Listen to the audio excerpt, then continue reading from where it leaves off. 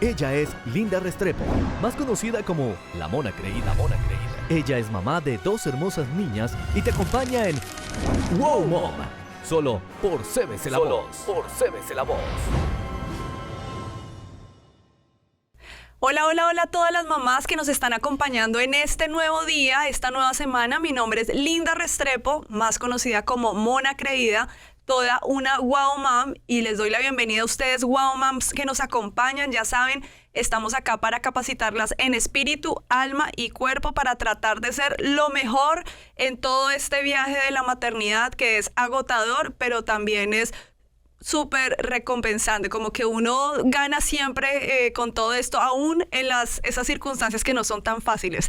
Les cuento que hoy mi invitada está aquí en estudio y no sabes lo que me alegra tener una invitada acá, porque como que la conversación fluye más. Ella es la doctora Paula Pérez de la Rota. Hola. Bienvenida. Gracias, Linda, por la invitación. Y bueno, aquí vamos a aprender muchísimo. Vamos a aprender demasiado contigo, pero bueno, antes de decir quién eres, vamos al segmento de la jaqueca, como te estaba comentando ahora, Sí. para que fueras pensando. Este es el segmento donde ustedes nos escribieron en nuestras redes sociales de cuál fue la jaqueca que sus hijos les dieron, porque es que yo sé que no hay necesidad de pensarlo mucho porque uno de mamás todo el tiempo le está pasando algo.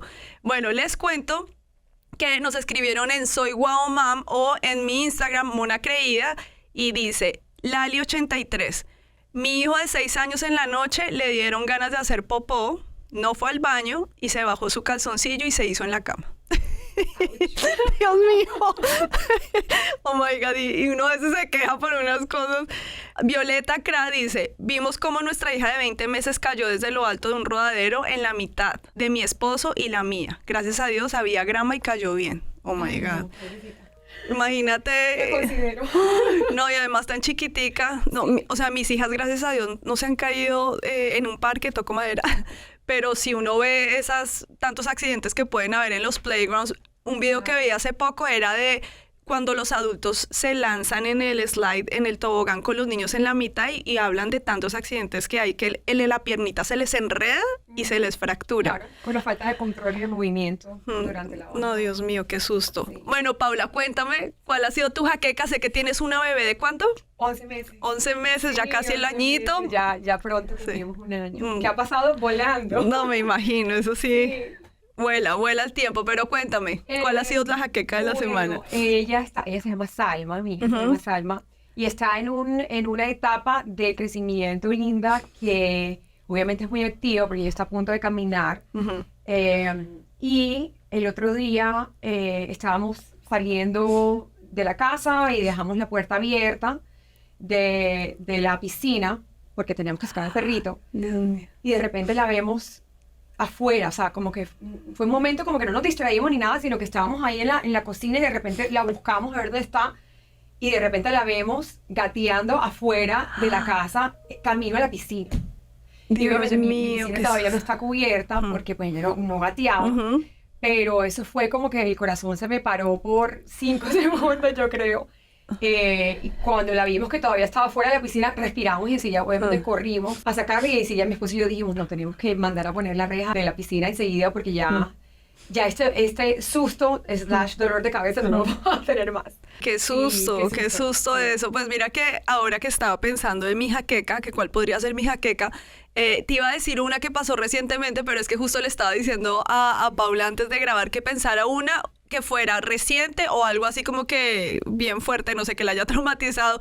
Y me acordé de una cuando vivíamos con mi esposo en New York. Ajá. Era invierno y pues hay que prender la calefacción, pero ya estaba saliendo el invierno. Entonces, eso que hay veces de pronto puede hacer frío, calor, y sin darme cuenta estaba prendido la calefacción y el aire al tiempo. Y entonces el aire no era central, sino como de habitación. Ajá. Y entonces el Nest, o sea, como que el termostato estaba en el cuarto de mi hija mayor, pero el cuarto de la pequeña recibía como la misma calefacción. Pero entonces, ¿qué pasó? Al estar el aire y la calefacción prendidas al tiempo, se estaban mandando señales todo el tiempo que había que enfriar, calentar, y yo no sé, o sea, en verdad fue Dios que me levantó en la madrugada, pues porque obviamente yo tenía la cámara, y cuando yo bajo y entro al cuarto de mi bebé, estaba casi 90 grados, porque porque como estaba prendiéndose tanto la calefacción Claro. y el aire acondicionado, o sea, el aire era solo de la habitación de mi hija mayor, el de la chiquita era solo la calefacción, pues seguía funcionando. Cuando yo entré, casi me da de todo, porque imagínate, o sea, se puede ahogar, y cuando apenas yo obviamente apagué todo, y no me digas por qué me levanté, o sea, en serio fue Dios levantándome, abrí la puerta y me quedé ahí esperando hasta que la temperatura bajara a 10 grados, y yo, Dios mío, no sé cómo no se levantó llorando. Pero ella estaba bien, estaba Sí, bien. no, dormida, y no sé cuánto tenía por ahí, 8 meses, o sea, la verdad no recuerdo, pero el susto Muchos grados por me encima, pegué. porque lo recomendable siempre es entre 68 y 72, 73 grados. Imagínate, y eso que ellas dormían así como bien, 75, 76, pero llegaron a 90 grados en Celsius, ¿cuánto es? Como 38 Uy, no, grados, no, creo que no, 38, no, creo que 38 grados, pero sí, la verdad sí me asusté, entonces sí, a veces uno se pega sus buenos sustos. Bueno, ahora sí, entrando en calor en el tema del día, o sea que gracias a Dios tenemos aquí a la dura, a la especialista, porque acá, oh my God, yo voy a aprender así como ustedes. Les cuento que Paula es la doctora Paula, porque es neuropsicóloga, pediatra e intervencionista en rehabilitación. O sea, si me pongo a leer todo el historial que ella tiene, como le decía ahora, que es más preparada que el COVID. Miren, eso, el bonjour. Bueno, miren, la doctora Pérez completó una beca en 2 años, neuropsicología y rehabilitación pediátrica en la Universidad de Nueva York, desempeña como directora de evaluación neuropsicóloga en la Facultad de Medicina de la Universidad de Miami, se especializan, esta parte me encanta para que escuchen, se especializa en trabajar con niños y adolescentes con afecciones médicas y de neurodesarrollo complejas, neurodesarrollo pediátrico que incluye autismo, TDAH, discapacidad intelectual, trastornos del lenguaje y la comunicación y discapacidades de aprendizaje, y entre muchas más cosas. Hace poco estuvimos hablando del cerebro de nuestros hijos, pero fue en la parte, y tú pues aquí me complementarás y me ayudarás, estuvimos hablando de toda la parte emocional, de cómo el cerebro de nuestros hijos se desarrolla y cómo hay que ayudarlos en las emociones y todo esto. Pero con la doctora Paula hoy queremos hablar de toda la parte física, ¿no? De toda la parte anatómica, exacto, de la parte anatómica, de los diagnósticos, todo esto. Y pues algo que me encanta que podemos hablar con ella es que vamos a hablar de el especialista que no sabías que necesitabas. Y aquí yo todavía sigo aprendiendo. Cuéntame, porque ahora yo te preguntaba, o sea, tú no eres psicóloga, o sea, tú eres pediatra, tuviste que estudiar medicina y aparte neuropsicología, bueno, todo lo que ya escucharon. Cuéntame por qué te decidiste especializar en esto, porque claramente te apasiona, Sí. pero ¿por qué especializarte en esto y no solo psicología o pediatría? Claro. Cuéntame Bueno, eso. sí, soy psicóloga, como la base de la carrera, pero tenemos un adiestramiento mucho más profundo en el estudio del desarrollo del cerebro y de cómo el cerebro, cuando se desarrolla de una manera atípica por afecciones congénitas o cuando hay lesiones que impactan ese desarrollo, cómo eso se manifiesta o qué tipo de impacto puede tener en las habilidades intelectuales, cognitivas, motoras, visoespaciales, conductuales, adaptativas y socioemocionales de los niños. Entonces es básicamente un paso más allá. Casi como cuando tú dices, no, yo soy médico, pero me especialicé en cardiología. Tenemos una especialización un poco más profunda en cuanto al estudio del cerebro, en relación al neurodesarrollo y a cómo este impacta el funcionamiento de los niños. ¿De dónde viene digo yo que esta devoción a mi carrera? Te explicaba que obviamente en Estados Unidos es un poquito distinto para todos nuestros oyentes en Latinoamérica o en otras partes del mundo. En Estados Unidos tienes que completar un doctorado para poder llamarte psicólogo. Y aparte tienes que completar 1 año de residencia más 2 años de especialización, que llamamos la beca, en el área que te quieras especializar. Entonces, en este caso, para ser neuropsicólogo, tienes que haber hecho 2 años completos del estudio en neuropsicología pediátrica, que era el mío en particular, por donde yo lo hice, que fue en la Universidad de Nueva York y el Centro de Rehabilitación Rusk, incluye también la neurorehabilitación. O sea que un estudio de 2 años se le llama beca. O sea, yo pensé que te habías ganado una beca. No. Ahí se nota la ignorancia. Pero de hecho esto no tiene costo. O sea, esto es básicamente un trabajo. Como cuando vas a un hospital y tienes que hacer una especialización por 3 años, neurocirugía, tú eres un empleado. Un empleado que gana por debajo de lo que ganaría un profesional ya graduado, porque estás en entrenamiento. Pero yo creo que esta pasión viene realmente de cuando yo estaba en el colegio. Fíjate que yo estudié parte de mi bachillerato aquí en Estados Unidos. Bueno, yo nací aquí, pero me fui a vivir a Colombia cuando estaba muy, muy chiquita, a los 5 años. Y cuando regreso y termino aquí el bachillerato, o sea, high school, parte de esos requerimientos para poder graduarme incluía tener que hacer unas horas comunitarias, que era el equivalente a la alfabetización en Colombia, más o menos. Y esas horas comunitarias yo las hice en 2 partes. Las hice una en la librería, porque me encantaba leer. Me perdí en los libros leyendo. Y 2, la hice en el hospital Memorial Regional en Pembroke Pines. Pero cuando estaba en la librería del colegio, siempre venía el grupo de niños que estaban en educación especial a la librería, los traían. Y yo siempre me sentaba con ellos y empecé a generar, siento yo, como una curiosidad sobre por qué funcionaban de la manera que funcionaban estos niños, o sea, cuál era su atipicalidad. Y empecé a querer entender por qué este niño o esta niña no tiene el desarrollo típico del resto de mis compañeros o el mío. Entonces yo tendría como 14 años, por ahí, 14, 15 años. Entonces luego, el siguiente año, empecé a trabajar, o sea, cambié mis horas comunitarias y empecé a hacer las horas comunitarias cuidando a estos niños después del colegio, mientras sus papás los recogían. Entonces yo estuve expuesta a lo que fue el trastorno por espectro autista, a lo que fue la discapacidad intelectual, a lo que es el cerebral palsy, que lo conocemos como parálisis cerebral, desde que estoy muy, muy joven. Y eso me llevó a empezar a leer, y entonces desde siempre supe que yo quería trabajar con este tipo de población, pero no quería ser profesora, no quería trabajar en un colegio, quería irme más hacia la parte médica. Y bueno, de hecho es la ironía de la vida, porque ahora soy profesora de médicos. Pero ahí fue donde nació, creo que esta inclinación y este interés por esta población. Y bueno, hoy en día son mis pacientes. Claro. Sí. Y mira que cuando leía todo esto, o sea, porque hablando con Paula, yo le dije, o sea, no me quiero enfocar solamente de pronto en familias que han recibido diagnósticos, pero sí también mamás primerizas que nos asustamos por todo. Entonces, por ejemplo, cuando uno está embarazado y de pronto dice algo no viene bien, o ya tienes el bebé y te das cuenta que tu bebé de pronto no está cumpliendo los milestones, como ¿cómo se diría en español? Como esas metas. Ok, eso. Entonces, a veces uno se preocupa. Entonces, ¿en qué momento uno debe preocuparse y en qué momento no? Porque digamos, no sé, mi hijo, ya se tiene que dar la vuelta, hacer roll, y no lo ha hecho, o ya tiene que gatear. Por ejemplo, mis hijas fueron de gatear a los 11 meses, o sea, y si tú te pones a mirar, pues es después de lo que se supone que deben hacer. Pero entonces, ¿en qué momento uno debe preocuparse y en qué momento no? Porque ahora me decías que todo esto de la terapia, entre más temprano, mejor. Claro. Pero entonces, ¿cómo uno saber que me debo preocupar o que no? Claro. Esa es una pregunta bastante amplia, porque pienso que tiene varias partes. Creo que la primera es, primero, identificar si durante el embarazo te han dicho que hay posibilidad de algún tipo de riesgo, ¿verdad? Si te lo han ya dicho, es decir, si te dieron algún tipo de diagnóstico prenatal, en donde se ha identificado a través de todos los exámenes y las pruebas que se hacen prenatales no invasivas, que hay algún tipo de trastorno con el que ya tu bebé viene, que es lo que llamamos congénito, que también puede ser un trastorno cardíaco o puede ser un trastorno genético.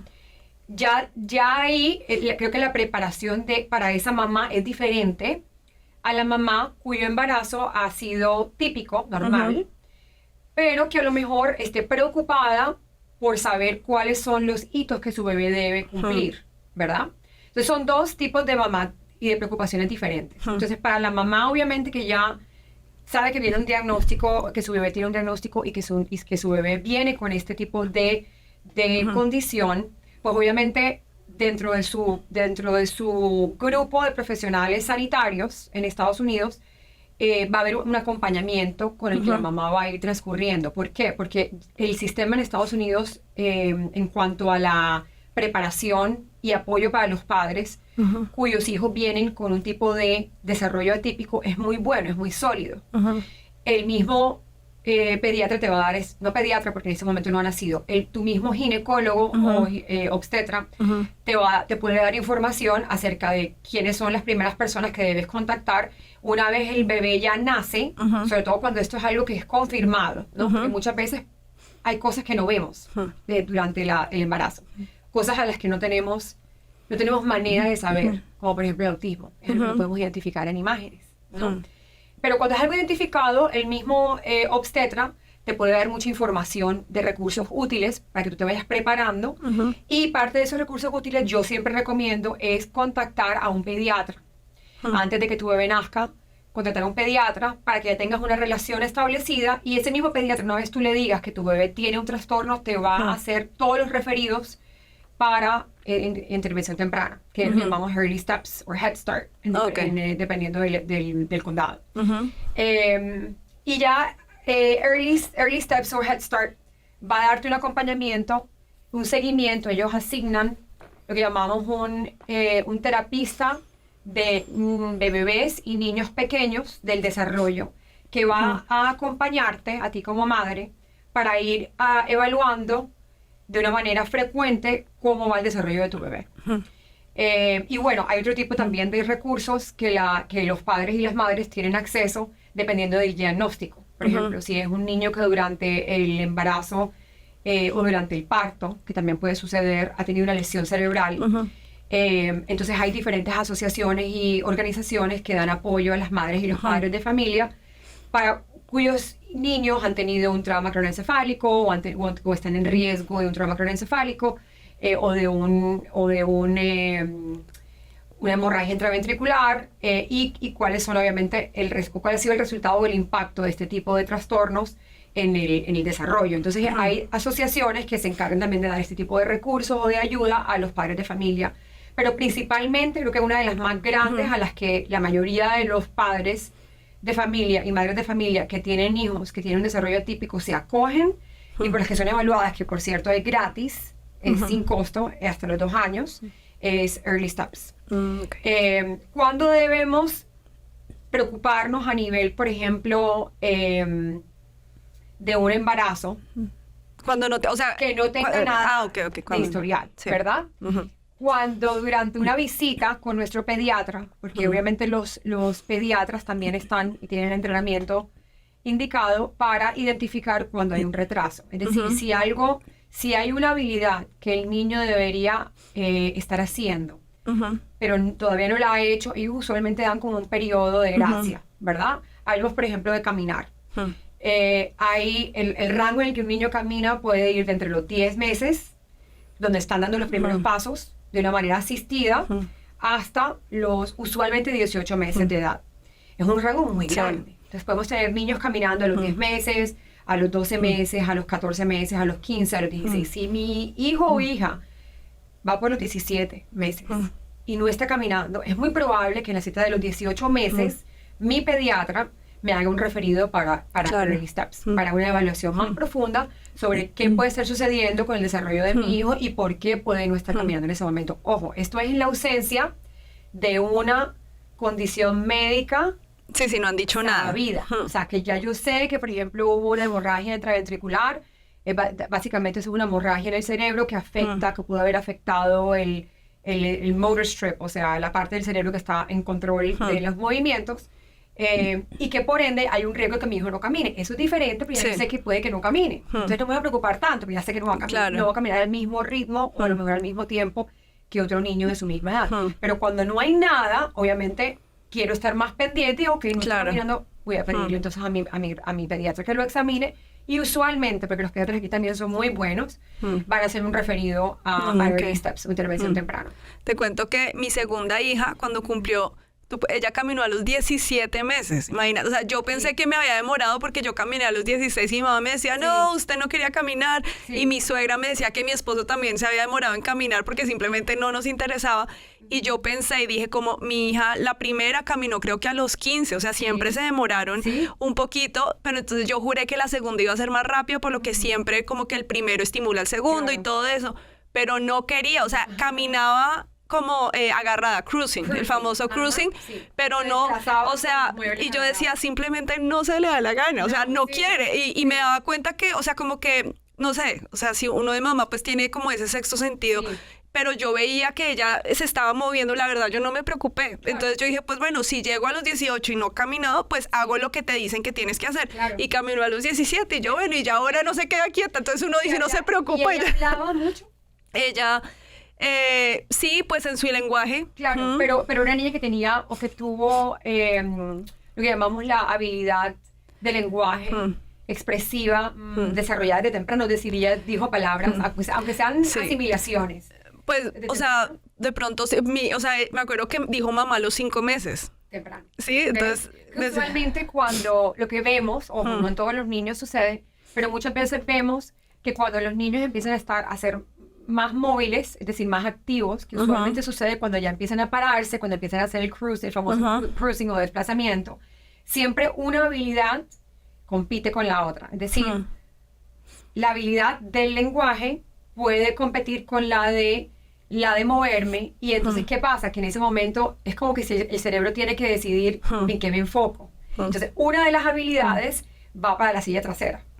Entonces el niño empieza a enfocarse más o en moverse. Entonces vemos niños que están súper inquietos y que a lo mejor pueden caminar más temprano, pero quizás su desarrollo del lenguaje no es tan rápido. Ojo, no quiere decir que haya un retraso, simplemente no es tan rápido como a lo mejor el vecino que habla full y dice muchas palabras, pero no camina tanto o no es tan diestro en cuanto al movimiento. Entonces siempre vemos entre los 18 y 24 meses que hay unas habilidades, en especial la del lenguaje y la motriz, que compiten. Entonces no es inusual, es decir, es muy frecuente ver que muchas veces papás o mamás vienen a nosotros y nos dicen, no, pero es que antes hablaba más o ganaba más palabras, decía más palabras, pero ahora no, ahora solamente camina y no quiere decir nada.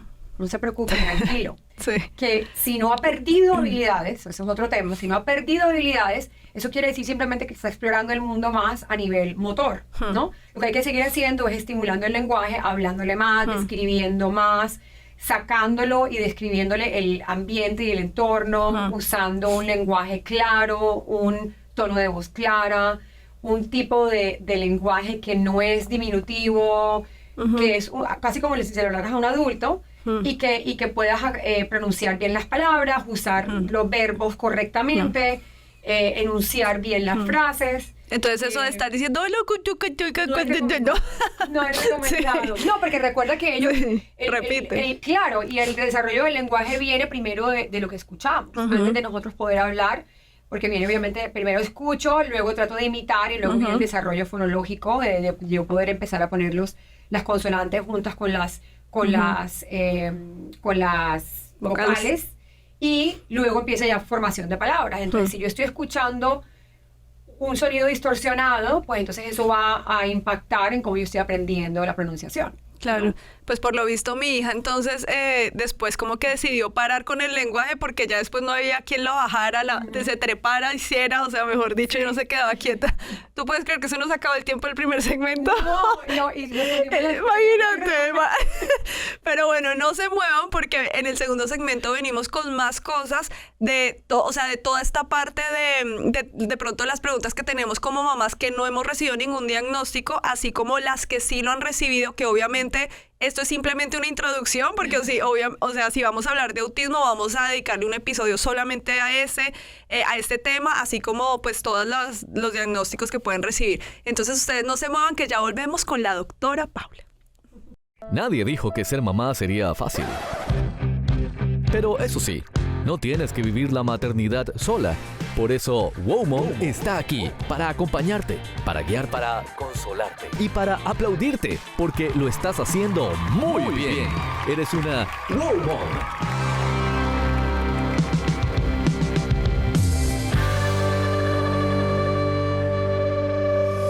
Wow Mom. Recuerda seguir a las Wow Moms. @soy Wow Mom, @Mona Creída y @CBC La Voz.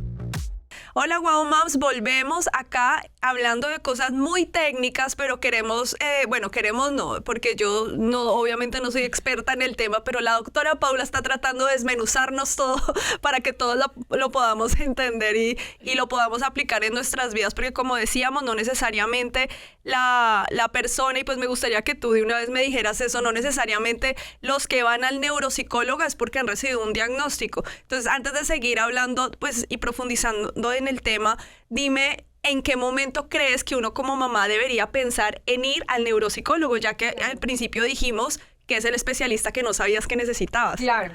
Pues fíjate que hay dos tipos de referidos para nosotros. Viene el referido de neurología o de pediatría o de un terapeuta que ha identificado un posible conjunto de características o señales en el niño o niña y que dice, ¿sabes qué? Yo creo que quiero evaluar a este niño o niña porque es posible que llene criterio diagnóstico para X, Y o Z. Entonces, en ese momento hacen el referido de neuropsicología. ¿Cuáles son los referidos comunes que recibimos? Depende de la edad, ¿no? Está el referido que viene de Early Steps, porque hay señales o características de autismo, el trastorno del espectro autista. Está el referido que viene a lo mejor de la profesora de preescolar o del neurólogo, porque hay un alto nivel de inatención e hiperactividad y eso está causando disrupción o conducta disruptiva en el aula. Y por ende el niño tiene dificultad aprendiendo o hay unas conductas que no son, digamos que fáciles de manejar, entonces va a neuropsicología para un diagnóstico. Pero también está el que viene referido por neurología porque tiene o tuvo un trauma craneoencefálico. Entonces ya es un diagnóstico que existe y viene simplemente que nosotros identifiquemos las fortalezas y las debilidades de este niño y cómo este trauma craneoencefálico pudo haber tenido un impacto, un efecto en las habilidades cognitivas, es decir, cómo afectó este daño cerebral, la manera como mi hijo piensa, la manera como mi hijo se comunica, la manera como mi hijo pone atención, la manera como mi hijo resuelve problemas, que son sus funciones ejecutivas, cómo planea, pero también cómo pudo haber afectado su parte emocional, cómo responde emocionalmente a ciertas situaciones. Cómo puede también socializarse con otros niños. Eso ya viene con un diagnóstico establecido, ¿no? Entonces hay el papá que viene o la mamá que viene porque está buscando un diagnóstico, o hay el que viene también porque quiere aclarar un diagnóstico. Es decir, ya alguien le dio, otro proveedor clínico le dio un diagnóstico, pero no están seguros, o fue en otro país, o ha pasado un tiempo y ellos han visto un cambio cognitivo o una mejoría en cuanto a ciertas habilidades, entonces quieren aclarar de nuevo el diagnóstico para ver si continúa estando, porque hay ciertos trastornos del neurodesarrollo que pueden ser superados, mientras que hay otros que son permanentes, pero se mejora la manera como esas características tienen un impacto en el diario vivir de los niños. Y también está el que ya tiene un diagnóstico, ya sabemos que tiene epilepsia, ya sabemos que hay historias de cáncer pediátrico, ya sabemos que hubo exposición a toxinas, ya sabemos que hubo exposición a alcohol en el útero, y estamos ahora haciendo una evaluación neuropsicológica para ver cómo esta lesión, cómo estas condiciones que tuvieron una lesión en el cerebro, pues van a impactar cómo este niño se desarrolla. Mira que ahora que hablaste del vientre, de la parte del alcohol y eso, conozco algunas personas que cuando ella estaba embarazada les dijeron que el niño iba a nacer o con síndrome de Down mejor dicho, les pusieron el panorama súper mal y pues les dieron la opción de abortar y que ellos en fe dijeron no voy a abortar y nació el bebé en perfectas condiciones, o sea, nada, o sea, sin nada. Entonces, sin nada físicamente, o sea, digamos, si tiene síndrome de Down, pues no tenía nada, pues que te dieras cuenta, pero digamos, cuando pasan esas cosas y de pronto les habían dado un diagnóstico neurológico que no se ve a simple ojo, a simple vista, digamos, ¿cómo pueden hacer ustedes como doctores para definitivamente confirmar que llegó bien? Vamos viendo dos temas, porque el primero es cuando tú estás en embarazo, y depende también de tu edad. Usualmente a las 12 semanas hay una prueba que se realiza que se llama NIPT, que es básicamente una prueba genética no invasiva, en donde toman una muestra de tu sangre y en la sangre de la mamá siempre hay células de la placenta. Entonces a través de esa muestra de sangre lo que hacen es que la mandan a laboratorios y tratan de ver si hay un riesgo Y es importante esta palabra porque no es un examen de diagnóstico. Es un examen que identifica el riesgo basado en tu edad y basado en las células que se extrajeron para identificar si ese bebé que viene en camino está en riesgo de presentar con algún tipo de anomalía o mutación cromosómica, ¿verdad? O genética. ¿De qué estamos hablando? Estamos hablando de síndrome de Down, estamos hablando de trisomía 13, trisomía 18, el síndrome de Frágil X, estamos hablando de cualquier tipo de trastorno genético identificado durante el embarazo. También se pueden identificar otras condiciones, como por ejemplo cuando el funcionamiento del corazón o el órgano como tal no viene formado adecuadamente, ¿no? Que puede haber hipoplastia, o sea, es decir, que hace falta cierta parte del corazón, o inclusive los ventrículos se formaron de una manera atípica. Entonces, todos estos diagnósticos también los dan en un examen anatómico, pero eso es diferente a cuando ya te dicen, no, mira, tu hijo viene o tienes un riesgo de este tipo de trastorno genético o de mutación genética. ¿Qué pasa? Que si depende de también el número de semanas, tú puedes, y ojo, yo no soy ginecóloga, pero por una experiencia personal me informé mucho del tema. Y a las 12 semanas tienes el NIPT.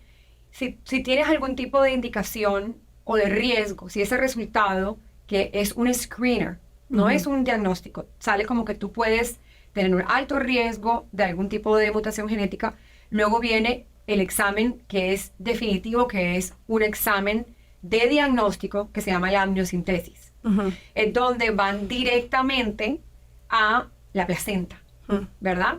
Porque entonces ahí sí pueden sacar una muestra directa de ese líquido amniótico, y ese líquido amniótico lo evalúan, y evalúan 3 diferentes fases, ¿no? O 3 diferentes tipos de exámenes, lo que llamamos el FISH, lo que llamamos el cariotipo, y hay otro más que se me escapa ahora mismo, el FISH, cariotipo y otro más, que básicamente está buscando ver cuál es la organización cromosómica de ese niño, pero es más directo porque ya es del bebé como tal. Entonces, ¿qué es lo que sucede? Que muchas mamás deciden no ir hacia ese siguiente paso, que es el paso de la amniocentesis. ¿Por qué? Porque la amniocentesis involucra que haya un puncture, es decir, una aguja que entra en tu vientre y tiene que sacar líquido amniótico. Eso causa mucho temor, como es entendible, causa ansiedad, causa estrés, causa miedo, obviamente, de que, porque carga un riesgo, aunque el riesgo es muy, muy bajito, pero hay un riesgo. Entonces, obviamente, ese riesgo hace que muchas mamás, y como es decisión propia, porque yo siempre digo que eso es decisión de cada mamá, prefieren o deciden no correr ese riesgo y simplemente me voy directo a que mi hijo nazca como va a nacer. Y si nace con este trastorno, pues así bien lo recibo, ¿no? ¿Qué sucede? Que como este primer examen no es un examen de diagnóstico, sino un examen de riesgo, pues también tiene una alta probabilidad de falsos positivos. Es decir, que su confiabilidad en que el resultado de esta prueba, de que esta prueba está indicando algo que es 100% certero, tiene un porcentaje de que a lo mejor no lo sea, ¿verdad? Entonces, siempre vemos como la confiabilidad cuando estamos viendo este tipo de pruebas, ¿no?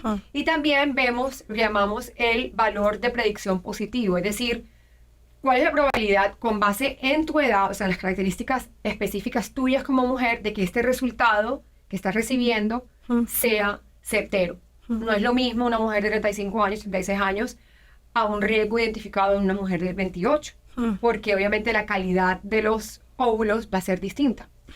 Pero bueno, haciéndole fast forward como a la pregunta como tal, entonces, ¿qué sucede? Que claro, si tú vienes preparada mentalmente para un niño que a lo mejor va a venir con un desarrollo atípico y de repente te nace sano, magnífico, porque eso quiere decir de que esa prueba que te existe, que es seguramente el NIPT, pues tuviste un falso positivo, ¿verdad? Pero muchas veces sucede de que esa prueba de NIPT sí era positiva, es decir, sí arrojó un resultado o un riesgo que fue igual a lo que a la realidad.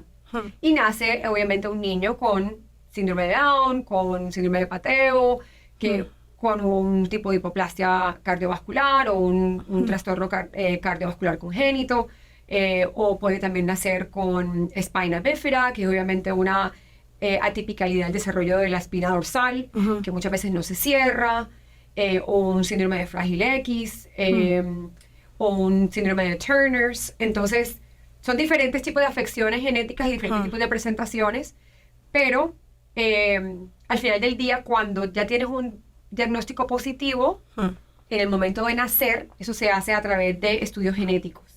Es decir, el neonatólogo, o si nace antes de tiempo, o el ginecólogo obstetra, en el momento de hacer la evaluación del niño, hay una escala que se llama la escala de Apgar, que mide, y me da risa porque justo hoy en el episodio que grabé hoy para mi podcast, hablamos sobre esto, pero en la escala de Apgar, tú estás midiendo el funcionamiento del recién nacido. Entonces mides funciones como, por ejemplo, la respiración, el color, la temperatura, la visión, la orientación del niño hacia las personas que lo están estimulando, el peso, la medida. Y cuando se identifica que un Apgar está por debajo, en la ausencia de un problema durante o que ocurra durante el nacimiento, o sea, la parte del labor, obviamente eso enseguida como que alza algunas banderitas rojas, y entonces llama a que se haga una evaluación más profunda sobre este niño o esta niña, y es donde mandan a hacer exámenes tanto de sangre como genéticos para identificar si existe algún tipo de trastorno genético no identificado durante el embarazo. Entonces, por ejemplo, hay mamás que conozco que han tenido bebés que en el momento de nacer no se han identificado con síndrome de Down, pero que a las 2 semanas les han dado un diagnóstico positivo porque identificaron atipicalidades físicas. Claro, y me imagino que mientras va creciendo, se va desarrollando, va saliendo más, que está bien. Correcto. Volviendo un segundo a lo de los hitos, ya aprendí, de crecimiento. Sí. Somos latinas, vivimos en Estados Unidos, una gran porcentaje de las mamás que nos ven viven acá o en Europa y otras que viven ahí también. En cuanto al desarrollo del lenguaje, ahora te estaba comentando que, por ejemplo, uno como ya adulto, uno dice, no, yo no voy a exponer a mi hijo a varios idiomas al tiempo porque voy a preferir que aprenda uno para entonces después enseñarle otro y enseñarle otro. Entonces, pues uno tiene esa mentalidad, pues porque como que uno dice, bueno, primero termino de hacer algo bien para empezar otra cosa, pero definitivamente a la edad, pues si tienen niños pequeños, obviamente, están en la edad donde son unas esponjas. Entonces, ¿tú cómo recomiendas pues que los podamos exponer y qué nos puedes decir a las mamás o papás que están confundidos y de pronto no quieren hablarle varios porque si no se demoran? ¿Es normal que se demoren un poco más? Entonces, cuéntame en cuanto al lenguaje, ¿cómo es? Es una pregunta muy frecuente. Te explico. Es de hecho una ventaja para un niño estar expuesto a múltiples lenguajes durante la primera etapa del crecimiento. Entonces, si tú hablas un idioma y tu esposo habla otro idioma y los abuelos hablan otro idioma, no hay ningún tipo de contraindicación en que se le hable al niño en diferentes idiomas. ¿Esto qué significa? Esto significa que quizás en ese aprendizaje el niño puede aprender menos vocabulario de cada uno de los idiomas porque está hablando más idiomas, ¿verdad? Es como si yo solamente hablo español, obviamente todo mi enfoque de aprender el lenguaje y el vocabulario va a estar en español. Pero ¿qué pasa? Que si yo también estoy expuesta al inglés, pues entonces yo voy a aprender tanto inglés como español, pero también voy a pasar cierto número de horas de mi vida hablando ambos idiomas. Entonces, por ende, hablo menos cada idioma. Entonces, eso puede llevar a que quizás uno piense, como padre de familia, uno piense que hay un retraso, pero en realidad no hay un retraso. Es simplemente que el cerebro se demora haciendo ese switch, ese cambio de voy a pasar de un idioma a otro. ¿Cuándo no es indicado? Cuando vemos, después de hacer una evaluación con un fonoaudiólogo, con un terapista del lenguaje y del habla, con un neuropsicólogo, que hay un posible retraso o trastorno del lenguaje y la comunicación.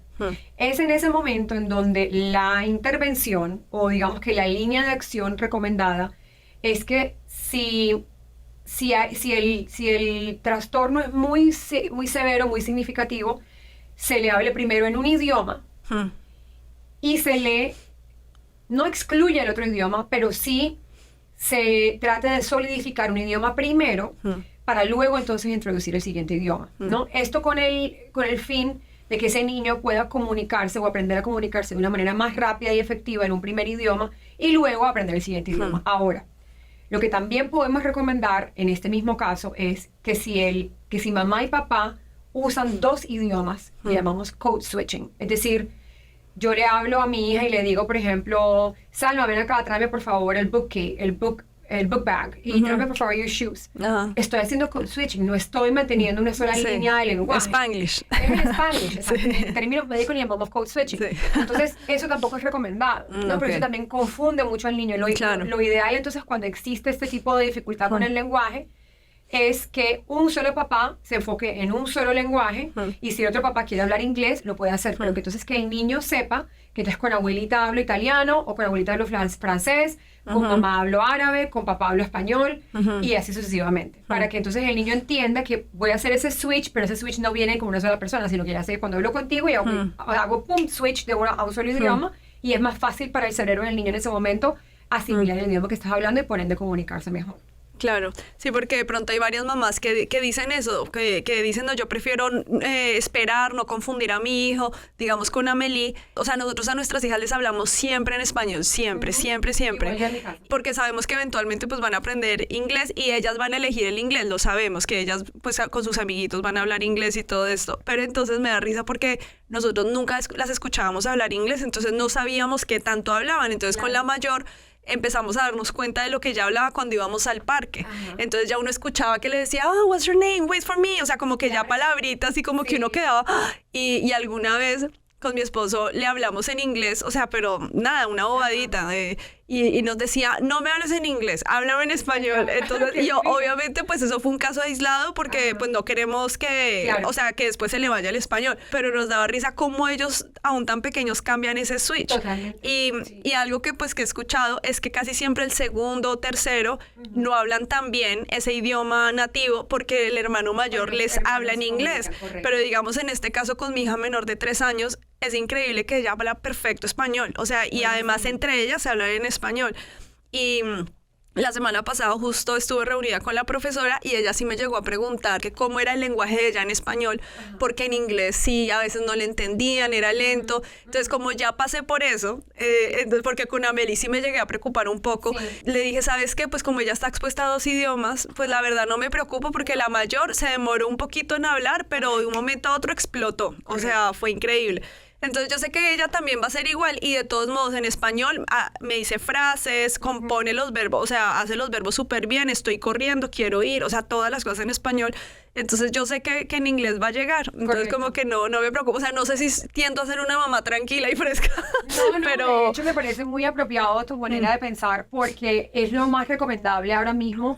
Porque es que hay tantos beneficios que tiene el ser bilingüe en el cerebro del niño, o sea, se ha demostrado que ayuda muchísimo con las funciones ejecutivas, con la manera como los niños pueden implementar, digamos que una flexibilidad cognitiva, que son niños que pueden cambiar de un tema a otro más rápido. O sea, hay muchos beneficios, ¿no? a nivel neurológico para los niños que son bilingües. Y de hecho hemos visto en estudios, en imágenes, donde hay ciertas partes del cerebro que están activadas cuando los niños son bilingües, ¿no? A diferencia de cuando el niño es monolingüe.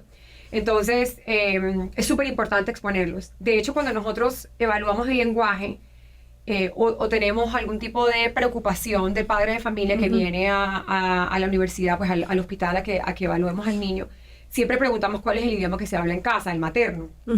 Y cuando es español, lo primero que hacemos es identificar cuál es el nivel de proficiencia de ese niño en español. Es decir, la misma evaluación que yo te hago en inglés, te lo voy a hacer en español primero. Es todo comprensión y lenguaje expresivo y lenguaje receptivo. ¿Por qué? Porque si tu primer lenguaje es español y toda la prueba que te estoy administrando sacas una puntuación promedio, eso quiere decir que tu lenguaje como tal está desarrollándose adecuadamente. El problema aquí es la adquisición de un lenguaje nuevo, que en este caso es el inglés, y se va agarrando con el tiempo. ¿Ya? Ahora, si tú me dices, por ejemplo, no, mi hija, el primer lenguaje es el español, y yo le hago la prueba y de repente el puntaje de esa prueba en español, que es un idioma materno, el mismo que habla todos los días y aprendió primero, sale por debajo de la media, es decir, debajo del promedio.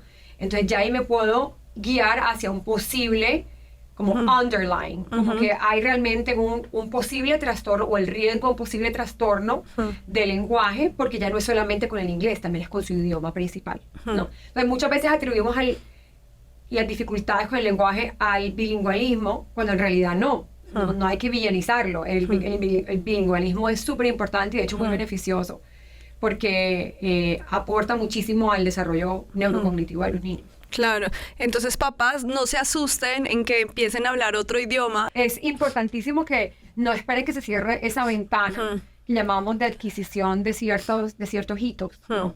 Y para el lenguaje, por ejemplo, es hasta los 7, 8 años en donde se considera que ese primer lenguaje que se aprende o múltiples lenguajes se consideran nativos, si se aprenden de una manera alternada, es decir, ambos al mismo tiempo expuestos al mismo lenguaje. Entonces, y pueden llegar inclusive a ser completamente bilingües, ¿no? Porque obviamente existe, dependiendo de la generación en la que crecimos, si eres segunda generación, naciste aquí, tus papás son latinos o europeos, de donde sea, pero tú, por ejemplo, solamente respondes en el idioma, pero no lo escribes, pero no lees. Eso va a ser diferente a, por ejemplo, el niño o niña que aprende a escribir, aprende a leerlo, se considera 100% bilingüe, ¿no? Claro, o muchos que, digamos, entienden. Entonces la abuelita les habla, no sé, en español y ellos entienden, pero ellos responden en inglés y todo eso así en inglés. Además de lo útil que es el ser bilingüe y monolingüe, o bilingüe y trilingüe o polilingüe, en cuanto a la parte laboral. O sea, yo, por ejemplo, hablo español, inglés y también hablo árabe. Entonces, cuando estaba en residencia, puedo utilizar el árabe. Obviamente es un árabe machucado. No lo sé escribir, no lo sé leer, pero me puedo defender hablando y me sirvió muchísimo cuando estuve, por ejemplo, haciendo mi residencia en Minneapolis, en el Hospital de los Niños de Minnesota, porque hay una gran población somalí. Y el idioma en los que ellos se comunicaban en esta villa particular era en árabe. Era un árabe distinto, pero por lo menos habían palabritas que me entendían y que yo les entendía a ellos. Entonces pude también utilizarlo a nivel profesional. Entonces, nada, si de verdad ustedes manejan varios idiomas en su casa y tienen la oportunidad de poder cada papá hablarle en un idioma a su hijo, eso nosotros realmente es algo que enfatizamos y que queremos impulsar. Entonces ya saben, mamás, no les dé susto, lancen al agua a sus hijos. Y me parece importante lo que decías, que hasta los 7, 8 años es nativo, ya después es ahí, mejor dicho, arrastrado como uno aprende. Se considera un segundo idioma, pero no nativo, sí. Por el tema de la pronunciación, porque obviamente durante la primera etapa del desarrollo es cuando podemos integrar más los sonidos. Recuerda que aprendemos cuando escuchamos, entonces escuchamos los sonidos, podemos... en todo lo que es el curso del desarrollo del lenguaje, pasamos desde obviamente primero imitar sonidos, luego pasamos a poder fonológicamente repetirlos, luego formamos las primeras palabras, luego las oraciones. Entonces parte también de ser nativo es el acento y el uso y la conjugación de los verbos. Entonces es más fácil poder aprender todas estas reglas gramáticas cuando estás pequeño y también adquirir un acento nativo cuando estás en esta etapa del desarrollo, que si lo aprendes cuando ya eres, por ejemplo, un adolescente o cuando estás en tus 20 o tus 30 años. Ojo, no quiere decir que no lo puedas hacer, claro que lo puedes hacer, pero es mucho más fácil, mucho más rápido y más fácil si lo aprendes cuando estás pequeño. Claro, no va a fluir de la misma manera. ¿Puedes creer que ya se nos está acabando el día? No puedo creer. Ya son los últimos minuticos que nos quedan. Ya nos dijiste que que uno como mamá o como papás puede ir al neuropsicólogo cuando hay un diagnóstico, cuando te manda la profesora, el doctor, como el primario. Pero digamos, cuando de pronto esa mamá tiene el famoso pálpito, o sea, uno como mamá, uno puede decirle al doctor primario, me gustaría que me mandaras Sí. ok. Sí. De hecho, a mí me pasó algo relevante, porque mi hija Salma es prematura. Ella nació a las 33 semanas, pero sí casi que aguantada las 33 semanas, estuve hospitalizada por una semana entera esperando a que ella naciera, o aguantándola, mejor dicho. Y parte del haber nacido en esta etapa de la gestación significaba que ella tenía riesgos. Riesgos a nivel médicos y también riesgos a nivel de desarrollo. Entonces, enfocándome en la parte del desarrollo, particularmente era la parte de la motricidad gruesa, es decir, qué tanto podía gatear, o a qué edad, o a qué etapa podía gatear, o qué tan rápido podía caminar, la coordinación y el balance, la agilidad. Entonces yo, obviamente, pues sabiendo todo lo que siento, lo que sé, y sintiendo todo lo que sentía en ese momento sobre su neurodesarrollo, a veces dicen que la ignorancia es una dicha, ¿no? La ignorancia es dicha, porque cuando no sabes, pues no sabes. No te preocupas tanto. Pero cuando sabes, a veces puede ser una bendición y muchas veces no. Entonces yo obviamente súper preocupada por el tema de que ella fuera a desarrollarse a nivel motriz adecuadamente. Entonces yo veía que no gateaba, o que le había como un poquito de debilidad en las extremidades inferiores. Entonces voy para donde mi pediatra, y mi pediatra me dice, cuando ya traigas en la semana 9, en el mes 9 para evaluarla, hablamos. Antes no te voy a dar ningún referido. Listo, no hay problema. Entonces me llevó a la semana 9 y digo, bueno, ya es hora. Pero ¿por qué si está perfecta? No, yo quiero tener pastilla. Pues voy a dar referido. Entonces hice el referido y me la evaluó, ni siquiera evaluó. Me hicieron la entrevista inicial con intervención temprana, que son mis colegas de trabajo, y me dijeron, no, o sea, no calificas. Qué pena, tú ya está perfecta, no calificas. Sí. Y yo, bueno, gracias. Pero ya por tranquila. Sí, claro. Después de yo misma haberle hecho 50.000 dólares. Te tengo que pasar mi tranquilidad, sí. Entonces, que ya eran 11 meses y quieren gatear, si no. Total. Ay, Paula, se nos acabó ahora sí el tiempo. Me gustaría que nos compartieras tus redes sociales. Además, ahorita nos dijiste que tienes un podcast, pues para las mamás que quieran seguir escuchando todo este tema, porque como les dijimos, eso es una introducción de 1000 temas. Cuéntanos cuáles son tus redes y todo lo del podcast. Claro que sí. Estoy publicando de manera semanal diferentes videos acerca de distintos trastornos del neurodesarrollo. También me encuentran en YouTube, en nuestro canal de YouTube, que se llama NeuroKids. Dr. Pau comparte, en donde estos mismos videos se suben, pero de una manera más extensiva. También tenemos un podcast que se llama A Cerebrito Quitado, que está en todas las plataformas. Me encanta el nombre. Sí, en donde estamos abordando temas sobre la neuropsicología pediátrica desde el punto de vista de dos mamás. Estamos con una colega. Y por último, mi red social personal, que es @PauShares, en donde muestro un poco más de la parte humana de la doctora Pérez, ¿no? La mamá. De la mamá, de la esposa, en donde comparto tips no necesariamente relacionados con la neuropsicología, pero tips que me han funcionado con mi bebé. Paula, muchísimas gracias. Ya saben, las invitamos entonces para que la sigan en las redes sociales y puedan escuchar su podcast. Yo lo estuve escuchando muy juiciosa y entonces por eso ahí sabía que no es a calzón quitado, sino a cerebrito quitado, ¿no? Gracias por estar acá y bueno, mamás, gracias a todas ustedes por habernos acompañado en este día. Esperamos que hayan aprendido. Sabemos que de pronto fue un poco más técnico, pero siempre es bueno aprender, y sobre todo como mamás, que en serio uno tiene todos los sombreros, ¿no? De chef, de doctora, de enfermera, profesora, en fin. Recuerda que tú eres la mejor mamá que tu hijo pudo tener. Nos vemos en la próxima. Wow Mom. Recuerda seguir a las Wow Moms. @soywowmom, @monacreída y @cbclavoz.